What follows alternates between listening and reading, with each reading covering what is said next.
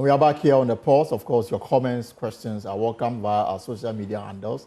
We are on X Spaces on Facebook, on YouTube, and of course, on myjoyonline.com. I'm taking you to the court now because tensions are mounting in a high-profile trial of former National Signals Bureau boss Kwabena Edubuahin, as his legal team signals a bold defense strategy that could have national security implications. Now, lead counsel Samuel Atachia has issued a stern warning that his client is prepared to disclose sensitive national security information if that becomes necessary in mounting a full defense against the charges leveled against him. Now, speaking to reporters outside the courtroom, Mr. Atachia stated Mr. Edubuahin will not be used as a scapegoat and will defend himself by exposing classified information.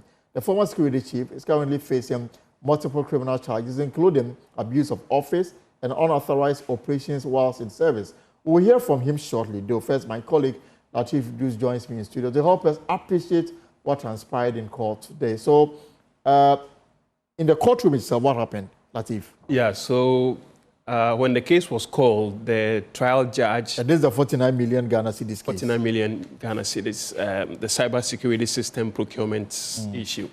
So the trial judge is in the person of His Lordship John Eugene Nyandu-Nyante. He called the Deputy Attorney General who was representing Dr. Dominic Ayine and then lawyer Atachia to the bench. There was a tete-a-tete, between them for like a minute or less. Then you saw lawyer Atachia and Justice Shremsai returning to take their original position. Now, when they were returning, you could tell from the body language that they were both in agreement with whatever the judge had discussed with them on the bench. Then they resumed their original position, and then the judge asked about the business for the day. Justice Shremsai was the one who made the case that they are in court for direction by the court. And so the courts asked that, is the Attorney General or prosecution now completed procuring the witness statements of the potential witness? They made the case that Mr. Edubuahin attempted to compromise. You remember that is the reason why Mr. Edubuahin was remanded for 7 working days, so that the Attorney General would conclude taking statements from their state witnesses. So when the judge asked that question, Justice Shremsai answered in the affirmative that yes, they've procured the witness statement from their witnesses and those statements had been signed. Now, when he said that, then the judge quickly moved in and said, there are personal liberties in contention, referencing Edubuahin being held in custody.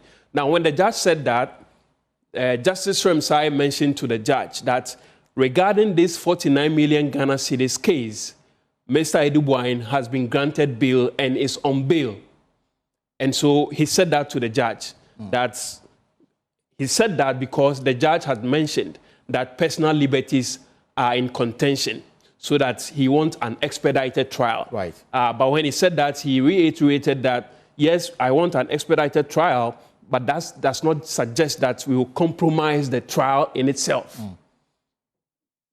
Justice Shremsai gave him the assurance that as far as he is concerned, Mr. Edubuahin has been granted bail and is on bail on the 49 million cybersecurity system procurement. And because any other matter was not before the judge? It's not before the judge. It's not actually before the court. The court. So then the judge said, okay, so there was a bit of an argument, and the judge came to the conclusion that the case be adjourned to May 26th. He gave the prosecution May 20th as a deadline to submit disclosures and witness statements, and then 26th for the adjournment when they are supposed to come back to court for case management conference. Right. At the tail end of it, then lawyer Atachia came in and said something, there is a development that his freedom, the freedom of his client, tipped into midnight, and he has been rearrested. Now, when Atachia said that, he came to the realization that, okay, the case is not before this judge, so why am I even making it? Right. Then he himself withdrew and then sat down. Justice Shremsai attempted to respond. Then he told the court that, well, it's not before you. So he also resumed his seat. Now, at that point, we were confused as to what was going on. Really happening? Because we saw Edouboin in court. There were Yoko officials in court. The first, the second, and the third accused persons were in court. And in our minds, or in my mind, I know that the 7 working day given by the trial judge had ended. And that he was going to walk home, at least entertain some freedom. Subject to the final determination of the case. Exactly. So when Atacha mentioned that he was rearrested, it created some confusion. So we waited for some minutes, and then Atacha came out. And so I asked him, when he told the court or the trial judge that his client, Kwabena Edouboin, had been rearrested, what exactly did he mean when he made those statements in open court? And this was his response to us. Edouboin was rearrested. What exactly did you mean? Well, the judge, at the last sitting, the judge ordered that he should have his freedom yesterday. And they said they have another matter that they are investigating concerning him. So when he was supposed to have his freedom, by their calculation, they released him midnight and then rearrested him on the basis of the newfound matters they were looking at. But the question is, in the period in which he had the freedom, why didn't they deal with the matter? And they'll leave it till midnight and rearrest him. Is somebody very excited, incarcerating another Ghanaian with all manner of tactics who aid justice. And that is unfortunate. So is he in the custody of Yoko right now? It's gone back to Yoko, and I'm going there now for me to come to terms with what is the new matter, what is the new issue. See, because he's been there all this while, and if there were serious matters of consequence, and he's on bail, huge bail, 80 million Ghana cedis bail. He's living nowhere. Edouboin's name and that of Angela, they are all over the nation, our borders and our airports. They are going nowhere. So I believe that we should come clean that this is not a personal vendetta. This is a man that you believe you have some criminal case against, and give him space to defend himself. And give him also the freedom that now the Supreme Court has decided that there's no case which is not bailable, including murders, provided always they will exact on you conditions for you to appear before the court to defend yourself. So I do not think we are going to rewrite the criminal jurisprudence of Ghana because of one man. This first arrest, does it include the wife and the third accused person? I am not sure, who are involved, and I'm going to find out from them what it entails, and I'll be able to. Tacha, when you said Mr. Edouboin was rearrested, what exactly did you mean? Well, the judge, at the last sitting, the judge ordered that he should have his freedom yesterday. And they said they have another matter that they are investigating concerning him. So when he was supposed to have his freedom, by their calculation, they released him midnight.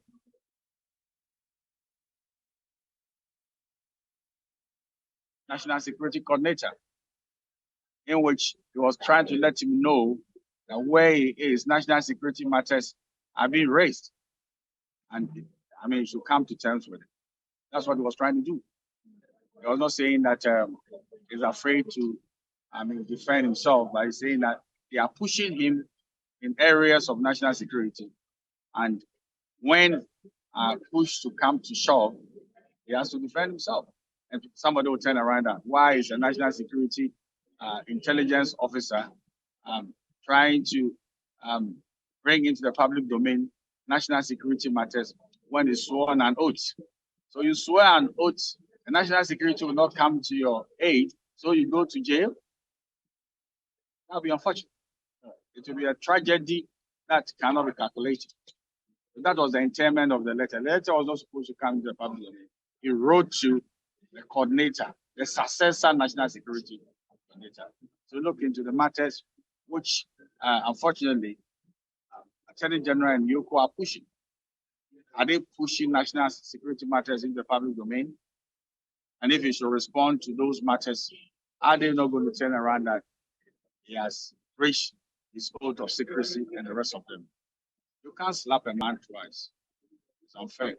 Lawyer Tachi, are you suggesting that when, to use your own phrase, when push comes to shove, he will divulge national security secrets to defend himself? He has no choice, because why should a man be found guilty when he's innocent and when he's dealing with national security matters? So when a man is faithfully helping national security to have the sanity of the nation, why should he go through what he's going through? I thought national security will look into these matters and probably have a good conversation with Yoko and the Attorney General that you are treading on slippery slope. And that's where we are. It's a very dangerous part we are doing. Nobody will be ready to serve national security. If he's serving the national security and there's a regime change, I mean, they'll bring you to court to come and explain how national security monies were spent. Who's going to work for national security? So the immunity they have is of no consequence now. And these are some of the ramifications you should take into account. Since the release of this letter, has there been any further engagement with the prosecution or relevant authority? Well, I have not done what I'm supposed to do, but I'm sure the letter is with him now, the new coordinator, and he should process it for himself. Because he details some matters that people got offended. So the new coordinator should look at what is placed before him and advise himself and the powers that be. It's as simple as that. Thank you very much. So that's Samuel Atacha, the lead counsel for Kwabena Edubwa in this particular matter. So the warning is out there. Yeah. Yes. It's out. And like Atacha said, we are treading on a very slippery slope. Right. And if indeed the subtle threats Atacha has made is nothing, anything to go by, then Mr. Edubwa, at a certain point in this trial, is going to release or disclose top secrets that is supposed to be kept secret. And this he will use to his defense. To his defense, to defend himself, because the case is that he's stolen these funds. He's making the case that part of these monies were used to pay members of parliament to facilitate the passage of certain bills. And this, we understand or we are told, is just the tip of the iceberg. And so he has arsenals under his sleeves. We don't know what he has. We don't know if these are vague threats or indeed, as a national security operative, he indeed has something under his sleeves that will derail the security of this country if he starts to speak out publicly on top secrets. But these are threats that have been issued by his lawyer, and we wait to see how this particular case unfolds in the coming days. Right. So the next court date is when? It's on the 26th of May. Of May. Yeah, this one. And by that time, the expectation is that the prosecution would have put together their witness list so that the defense can also go through. Exactly. They have filed their disclosures and witness statements, and after that, 3 days after, the defense would have been given some access to those to go through, and then the trial would then commence in earnest from there. All right, Latif, thank you so much. And I guess relating to this, the fact that the Attorney General, acting on behalf of the Republic, has also filed criminal charges against the former Chief Executive Officer of the Ghana Infrastructure, Fund, and Professor Christopher Ameyakumfe, who served as board chair of the fund. And they, according to the Attorney General, did agree to act together with a common purpose to willfully cause financial loss in the sum of $2 million United States to the Republic by causing without authorization the said amount belonging to the Ghana Infrastructure Investment Fund and the Republic to be paid to the Africa Investor Holding Limited, purportedly for the building of an urban SkyTrain system in Accra, which system was never built. And for that reason, the Attorney General has put these charges against these two, and I'm sure they will see their day in court very soon. Latif, thank you so much for coming through. This is a point. Now, from the courts, let's talk about strike. The Ghana Railway Workers Union is calling for the privatization of the railway sector, citing years of what it describes as mismanagement by the Ghana Railway Company Limited. The union began an indefinite strike today over unpaid salaries and poor working conditions. Speaking to join us, the chairman of the union for the Accra branch, Justice Champon, said the state-run company is on the verge of collapse due to incompetent leadership, adding that only a complete overhaul through privatization can revive the sector. October, ebesi na me no kasi yentua eka. Anu ti na amaye so. Ya twoma twantwe nti de ese ya nse ya keka ye ho. Nti na ya keka ye ho. Se ye mpanifo, omom na ma kire ni nti a ya ketua kem bosome nso ekon wotwe no. Apart from marketia no eniyoma ben na mo hwe nim se aban be ya ma mo demands ben na mo de to aban ni. Ya kuto sra aban ya panecho obuo ni diem. Ontwa na ni mehwe. Onfa adwuma ne ma obi a obetimi aye se company se Dubai o se China obi obeba obetimi aye adwuma no onane ma na se wanfa adwuma no ama abrofo amama meso adwuma no ma ye ni da so bia na emwa yen so.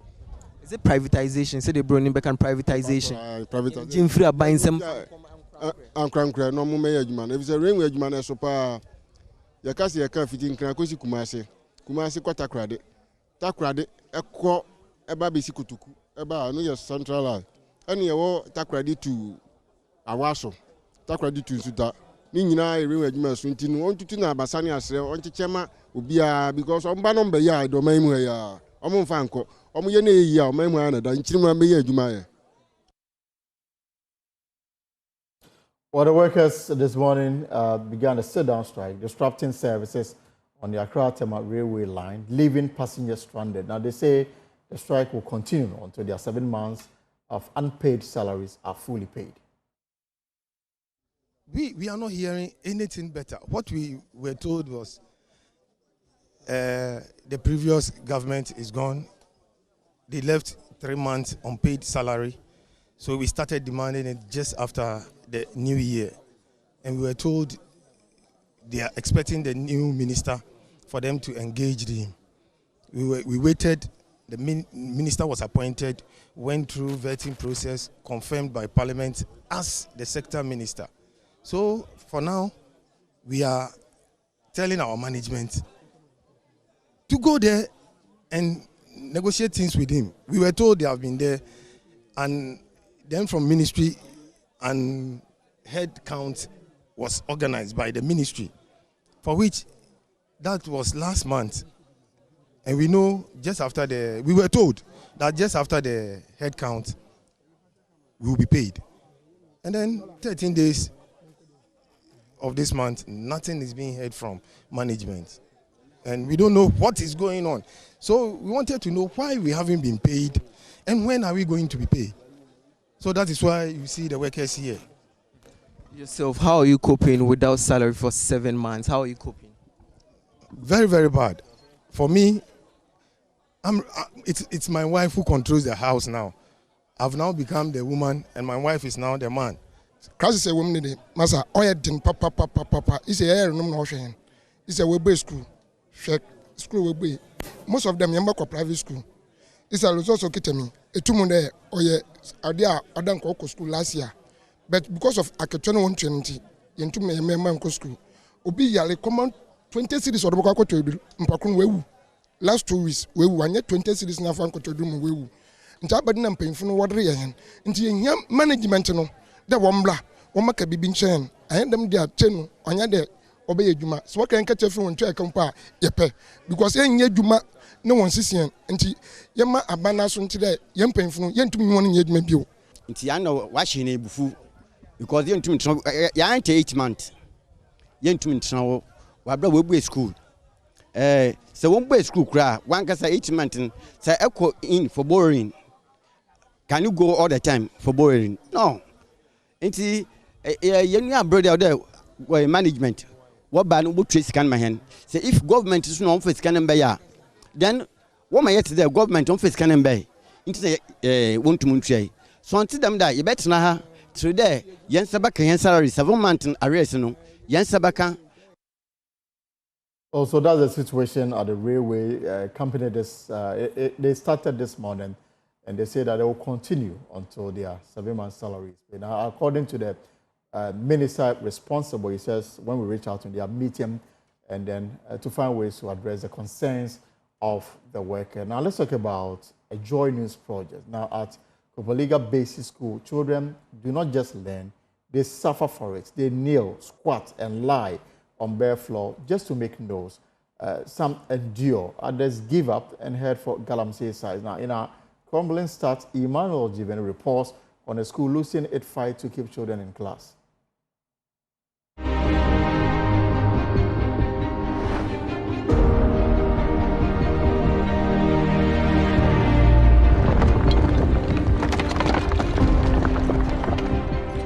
The common way of preserving It's just past 8 a.m. here at the Kupulga DA Business School in the Talensi district of the Upper East region. GHS1 pupils are learning about food preservation, but there is little preservation of dignity here. So when you are keeping the food, you shouldn't let it change. They wear white uniforms, but that will not stay white for long. Some children are sprawled across the bare cement floor, legs stretched out, using their thighs as makeshift desk. Others, like Blessing Doc, spreads a cloth before sitting. She says her parents cannot afford to buy a chair for her either. We don't have chairs, that's why we are sitting in the floor like that. As we ourselves, our mothers cannot buy chairs for us because they use the money to buy some things for us so that when they get money, they can buy chairs for us. We are not happy at all. Because we are using our white uniform to sit on the floor. It's not good for us to sit on the floor. I told you that consumption means what? Justice Banda removes his shoe and places them gently beneath his knees, not out of reverence, but necessity, to cushion his skin and keep it from bruising. This is his daily routine. They're just kneeling down, and some of them is standing. Those people are having the chairs, they are just sitting their chairs. If you want to sit part of them, they are saying, you will sit. Who told you that your father and your mother, they are not buying chairs for you, then their father and their mother buying chairs for him, then you want to go and sit? They are telling you like that. I'm not happy because I have not have chairs, that's why I'm not happy. Some take turns to stand, balancing exercise books on pillars that now double as makeshift desk. Others lie flat on the floor, stretching their legs to create a surface to write on. This is not just an occasional inconvenience. For these pupils, this is the only way they have known school. The situation is affecting how they learn and how long they are able to stay focused. Linda Atanga has been here for the past 3 years. If you stand and you are tired and your colleague feel that, okay, what is there, let me get up, and you also sit. Then they understand each other, then you sit. Yes, but how comfortable would they be is a question. Linda sees the impact of poor classrooms conditions every day. She says pupils rotate between kneeling, standing, and squatting to reduce the physical discomfort, but it often results in distraction. It affects teaching and learning a lot because a child needs sound mind to learn. Here is the case, the child is standing, stressed up. How will the child get that sound mind to learn? The school has 127 pupils and just 4 teachers, including the head teacher. With no teachers available at the moment, these girls have turned their classroom into a football field to pass the time. One entire block was destroyed by a rainstorm and has never been restored. Blessing wants to be a nurse someday, but even she knows it's difficult to achieve that dream when classes are constantly interrupted by poor infrastructure. Our school is almost 25 years old. When you are coming to school, you will not be happy because you are coming to use your white uniform to sit on the floor. We have so many challenges in the school. One is our stretcher. When you look at our structure, it's old and there are so many cracks on it. The head teacher, Joseph Ayonka, travels every day from Bolgatanga to Talensi, spending 35 to 40 cedis on fuel daily because there's no decent teacher accommodation on the school compound. Every morning I have to travel all the way from Bolga Municipal to Bolga East to Nabdam District before I get to Talisi. I use not less than 1 hour to Kulpelga Junior High on daily basis. And my fuel alone is about 35 to 40 cedis a day. Yeah, so you can see how it is. And those who stay here, the accommodation situation is also bad. The SMC believes that if there are teachers in the school without accommodation, they cannot be comfortable.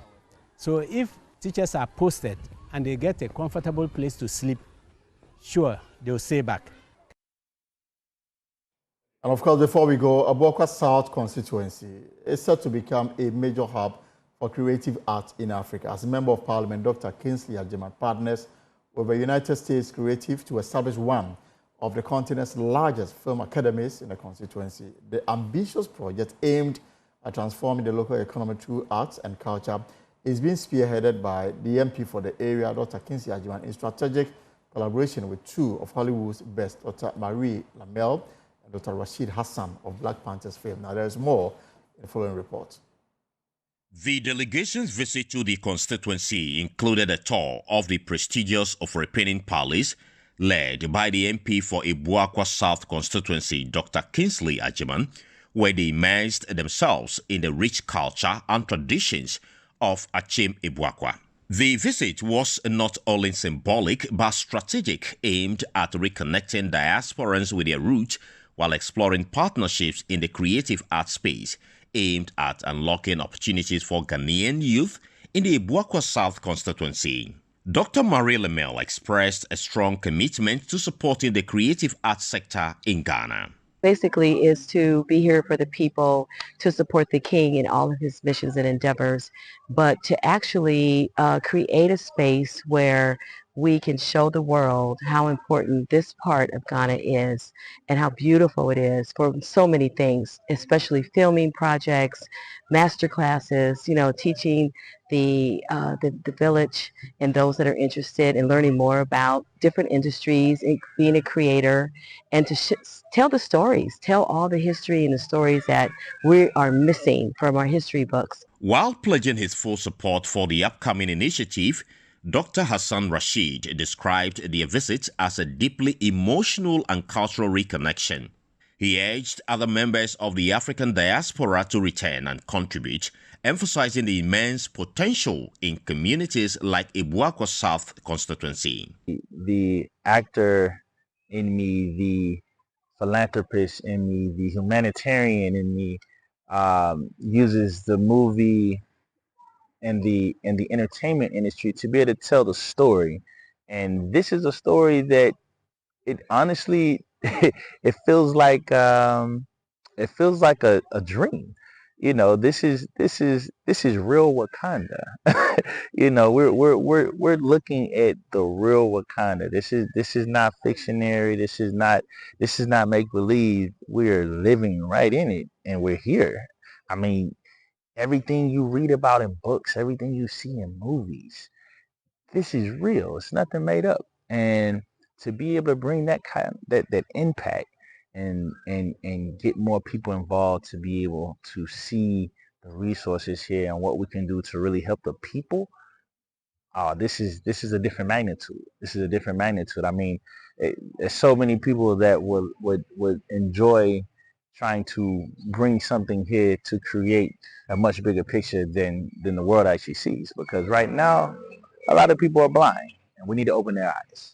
The Member of Parliament for Abuakwa South constituency, Dr. Kingsley Agyeman, thanked the investors and hailed the promising partnership as the start of a transformational collaboration using creativity to drive economic empowerment and cultural pride. There's a lot of opportunities in the creative arts.